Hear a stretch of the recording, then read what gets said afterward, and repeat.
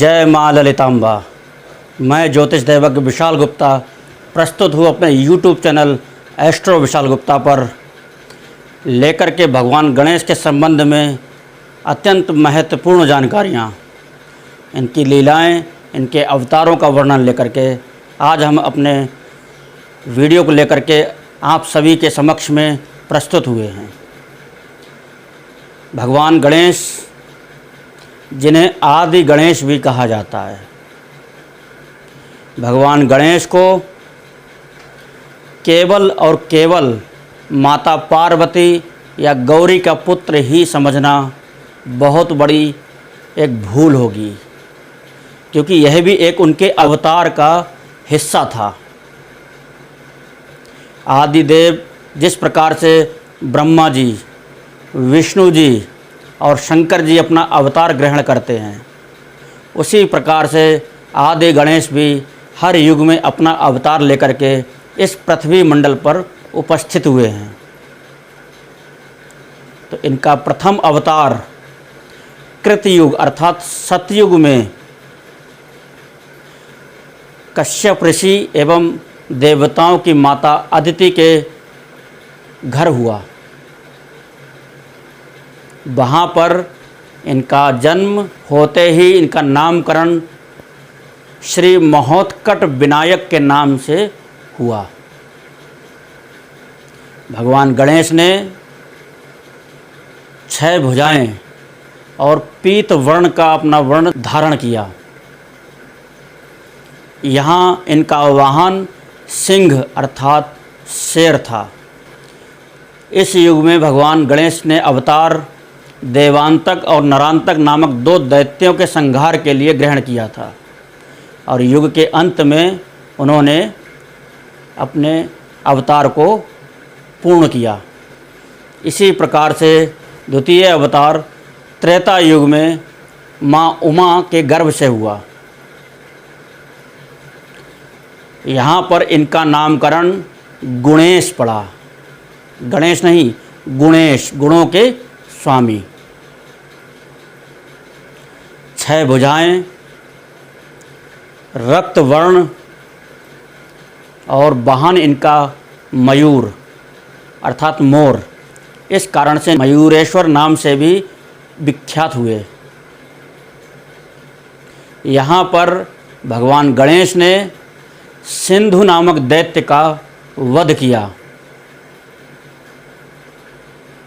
उसके बाद भगवान गणेश द्वापर युग में फिर माँ पार्वती के गर्भ से प्रकट हुए, और यहाँ इनका वाहन मूषक हुआ। इनका नाम गणेश रखा गया। इनका वर्ण रक्त वर्ण था। 4 भुजाएं, मूषक पर सवारी। सिंधुर नामक दैत्य के वध के लिए यह अवतार इन्होंने ग्रहण किया। सिंधुर श्री गणेश पुराण के अंतर्गत एक कथा और मिलती है, जिसमें यह वर्णन आता है कि कुरूप होने के कारण माता पार्वती ने गणेश को जंगल में छोड़ दिया।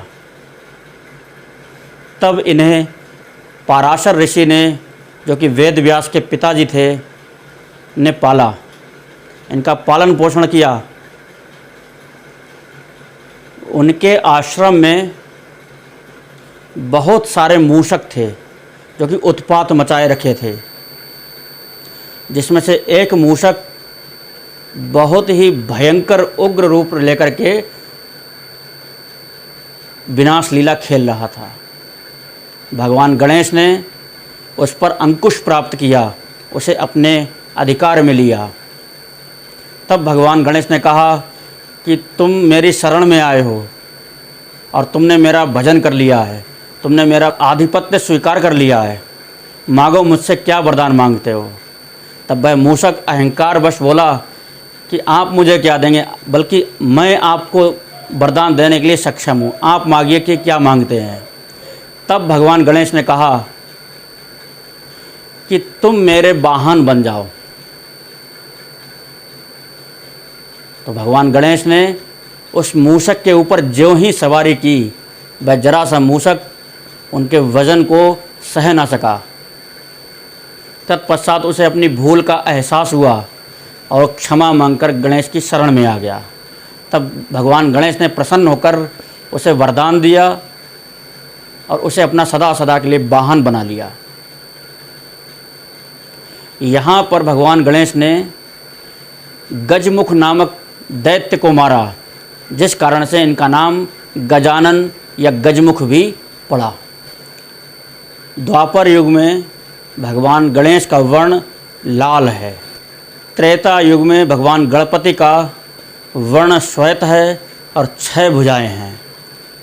अब कलयुग में भगवान गणेश का अवतार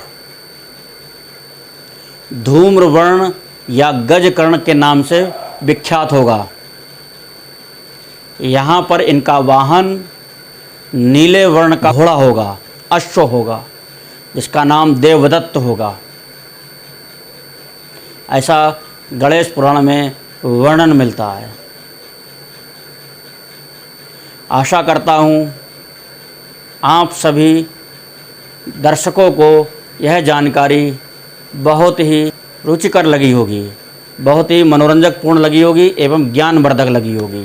क्योंकि भगवान गणेश के किस युग में किस स्वरूप को पूजा जाए, किस युग में इन्होंने किस वाहन पर किस वर्ण के स्वरूप को धारण किया, तो यह जानकारी आपके लिए लाभप्रद हो। इससे आप अपने जीवन की मनोकामनाओं का पूर्ण करने के लिए लाभ उठाएं। धन्यवाद। जय मां ललिता।